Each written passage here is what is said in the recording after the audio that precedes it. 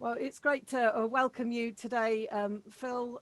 Thank you so much for spending time with me. This is Phil Knox. He's the head of mission to young adults at the EA. So thank you so much for your time today, Phil. Great to be with you, Hannah. It's very fun hanging out with a fellow evangelist, a fellow Villa fan. Of course. Lots to talk about, lots going on. Thank you so much. I wonder whether you could share something of your own story of coming to faith, because we're talking today about how we share our stories with people. So Yeah. what's your story, Phil, of your journey to faith?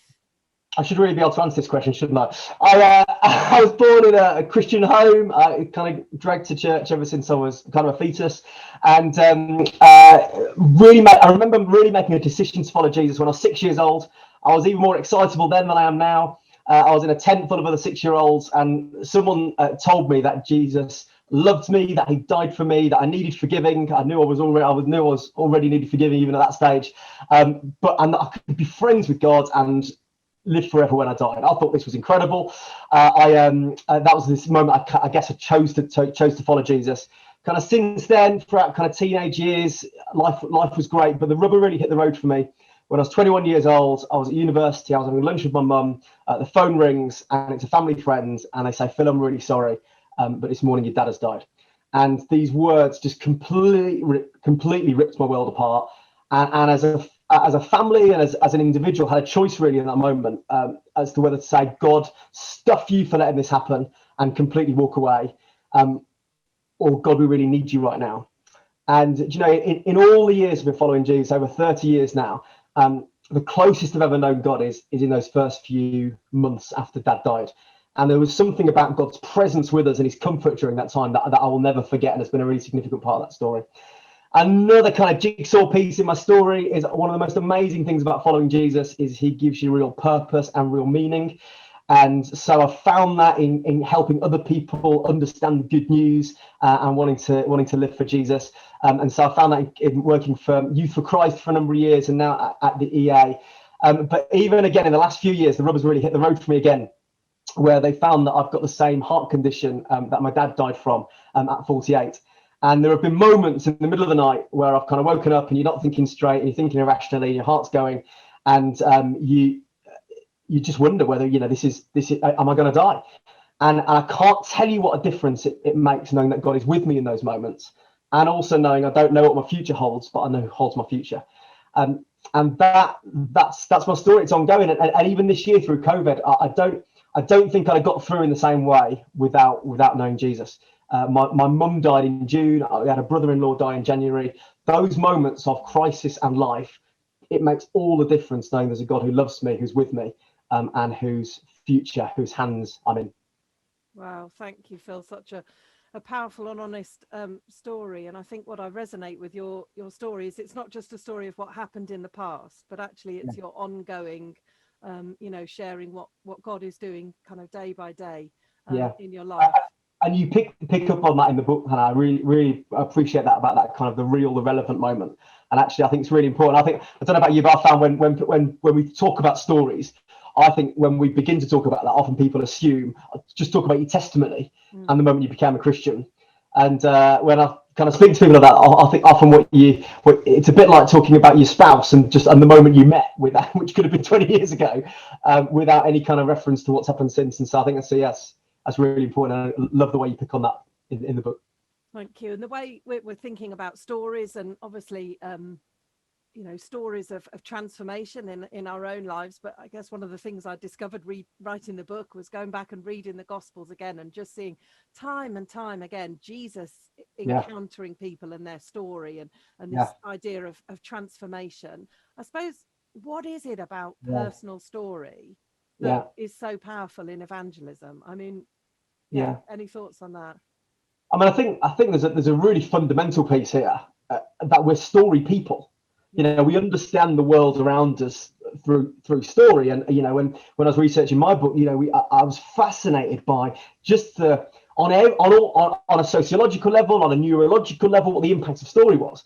And so love the kind of brain science of story. You know, good science just tells us what God knew about all along. And you find the various kind of chemicals that are released in your brain. The reason we're just so compelled by Netflix series is that we have this chemical called cortisol, which gets released into our brains, and we're like, you know, I'm going to pay attention to whatever happens next. You know, the reason it feels so good is the same chemical that links mother and baby, oxytocin, is released in our brain when we feel empathy for characters. And all that brain science, and then the incredible brain science that when you tell a story and when you hear a story, the same chemical patterns are observed in each brain. You know, it's like you're syncing your brain to the other person. So I mean, it's completely no surprise that when Jesus is communicating the stories about the profound truths of what it is to be human, you know, he tells stories. It's like he kind of had some kind of advantage, right? And today we see where all the social media platforms get it, because they're not just asking people to capture a moment in time. It's like, what's your Facebook story? What's your Insta story? There's a kind of, you know, we recognize, I don't know about you, you know, in the run up to Christmas, you kind of get all those perfume ads, which are just, I just can't stand them. But they're always trying to tell some kind of story, as if, you know, there's a kind of, you know, the narrative that's helping people go, oh, I can picture myself as a kind of semi-naked, you know, six-packed bloke, you know, all that kind of, it's a narrative, isn't it? People buy into it. And I think for us as people who are trying to communicate the greatest story of all time, it can be so easy to default into facts and figures but actually what people want to know is our own story. And, you know, we think about the language of the New Testament, which talks about us being witnesses. And what are witnesses do in court? They tell stories. They say this is what happened. And I think for those reasons, but also I would say that in my experience of sharing faith, both with friends who don't know Jesus yet, but also kind of as a communicator, I've seen them just work. I've seen those moments of people getting it. And I get that, you know. Last night I spoke at an open air carol service, and it was, you can watch people as you kind of tell a story that illustrates something of the magic of Christmas and the real Christmas. I get it, you know. And in conversations with friends who are just exploring faith, whether that's just over a coffee or while watching Formula One or Alpha, there's a moment where you tell a story, and I think through stories we find each other, we find ourselves in each other's worlds, and people can begin to understand what it is to be a Jesus follower and connect with God through our own stories. Oh, I love that idea of finding each other in one another's worlds. That's a really powerful idea. And you mentioned your book, which I've got here. I'm going to do a little plug for you. The two greatest evangelists. So this is Story Bearer. Great book. I really enjoyed reading that. And you talk, I mean, I think we're touching on sort of similar themes here around kind of storytelling. And I wondered if, you know, someone's watching this recording today and they've never shared their story with someone and they don't know where to go, like, you know, how to start. How would you encourage someone to just start by talking about their experience of God to friends or family? Have you got any top tips from your experience of doing that? Yeah, I'm absolutely not just saying this, but the first thing to do is to read chapter 3 of this book. Absolutely true, because I just think what you do is you talk about being prepared, being accessible, being honest, being relevant, being bold, being real, being respectful. All those words. That's how to do it. You know, I think when we think about evangelism, those aren't necessarily the words that come to mind, and I think that's really, really key. That when you ask people, you know, when you ask people, there's a couple of questions around sharing faith, and you say, you know, how do you feel about evangelism? Those are never the words that come out. But yet, when you ask people, what are the words that you would describe the person who led you to Jesus? Those are some of the words that would come out. They were accessible, they were honest, they were respectful, they were relevant, and probably a bit of boldness in there as well. So I think that's the first thing. And I guess what I'd add from some of the things in my book really is just some of the practical bits of writing it out. You know, of thinking, if someone said to me, "Why are you a Christian?" What would you say? And just write. You know, it's so easy to forget. It's so easy when we're under pressure. I am a I'm an extroverted evangelist, but at the same time, sometimes when non-Christians ask me why I'm a Christian, I'm like, I wrote a book on this stuff, and I get nervous and I forget. And so if I'm not prepared, goodness me, that there must be other people who haven't written books in evangelism that either are way more confident or prepared than me. But I think I think that's the first thing. And then as I'm sure you are when you do talks, Hannah, but practice really gives you confidence. And so, I talk about talk about going to this carol service last night, in the open air, in the cold, wasn't too hostile a crowd, but you kind of, on the way in the car, I'm practicing. And again, with that, you don't want it to feel over rehearsed or robotic, but practicing, it does give you that confidence of being able to know kind of what to say. And just that process of kind of writing it down and practicing it can be absolutely amazing. Not just for your confidence, but also looking back with thankfulness over your story as to what God has done. And so a couple of weeks ago, I was speaking at a church on a Sunday who've just gone through my book as a kind of Sunday as a sermon series. And there was this woman who just shared afterwards. And you just said, I've never thought about my story. Not only have I got confidence, but every day I'm thanking God as to what He's done in my life. And so I think there's something about that and your own story that does something for you as well as other people. And I think the other thing I'd say is that in terms of how we share that story once we've got it kind of locked down and is to keep updating it. First of all, you kind of there's the ongoing moment as we talked about at the beginning. But also, it's not just a moment of being reactive, but actually sometimes we can be proactive with it. And when we're in a conversation about faith, we can just say, can I just tell you my story?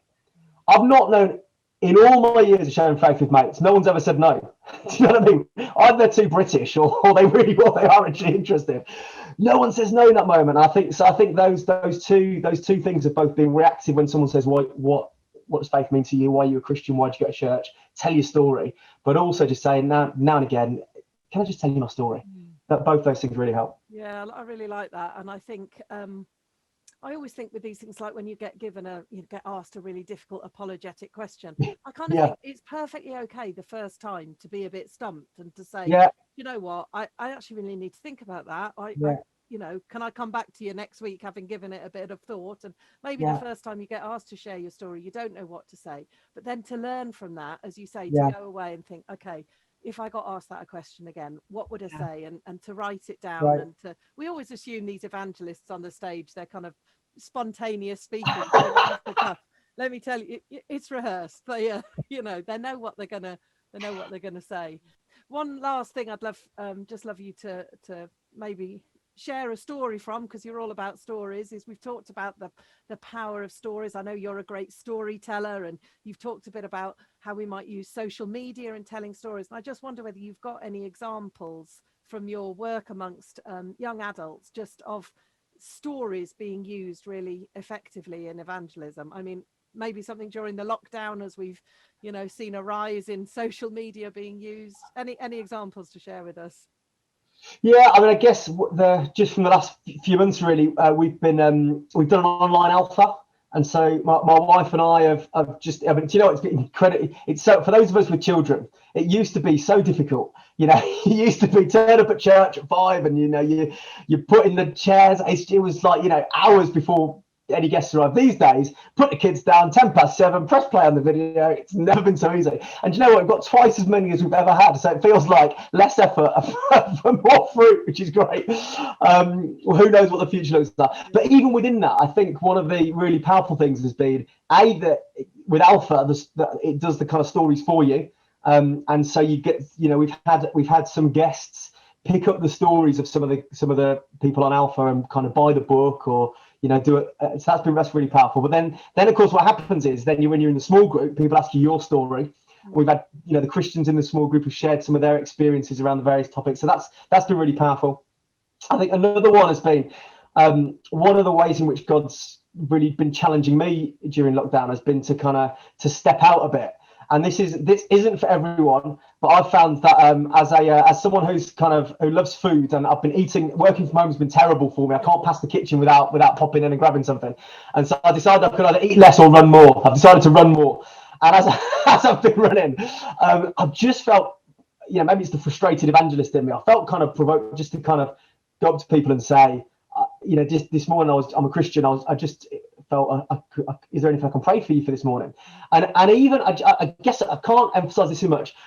I find that really hard. Like, I find it really difficult. I don't want to do that, and I wrestle with God a bit. And there've been times where I've run half a mile further down the road before eventually, a bit like Jonah, and then turned around and come back and gone, oh God, okay, God, I'll do it. You know, and you know, like you were saying, is that in all that time, there's only one person who's ever said no, they didn't want that. But the stories that have come out of that, and the opportunity to be able to share some of my story, that have been amazing. And so just one quick example of that, you know, there was this guy called Stevie who he was on crutches, felt really moved to kind of go up to and start pray for him. And Stevie was a amateur boxing association champion when he was younger.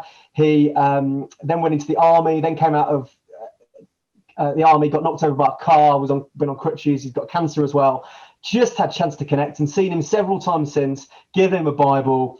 And it's just been sharing some of my experience around, certainly not boxing or the army, but around a few other things, and just sharing what God's done in my life. And Stevie's going to start coming to church when lockdown's over, you know. But it's just that simple moment of saying, even in the wrestle, you know, and in both of our books, we talk about the fact that evangelism is difficult. It's not, it doesn't come naturally. It's really hard. But if we take those opportunities, if we know our story, it makes it a heck of a lot easier.